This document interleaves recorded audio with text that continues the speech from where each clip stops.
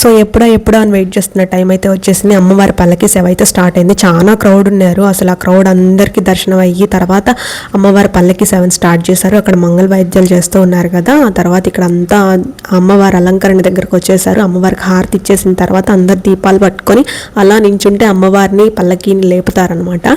So నేనైతే wait చేస్తున్నాను. నేను పల్లకి సేవ పట్టుకోవాలి, నేను పల్లకీని మొయ్యాలి అని చెప్పేసి అలా మంగళ వాయిద్యాలతో అమ్మవారి పల్లకీని గుడి చుట్టూరా 5 ప్రదక్షిణలు చేయించి తర్వాత తీసుకొస్తారు. నేనైతే పల్లకీ సేవకు ఉంటానో లేదో, చాలా లేట్ అయిపోద్దామో ఇంటికి వెళ్ళేసరికి, ఇంకా పల్లకీ సేవ అయ్యేసరికి అని చెప్పేసి అనుకున్నా. కానీ ఎట్లాగైనా చూడాలి అనే థాట్ అయితే మైండ్లో ఉండింది.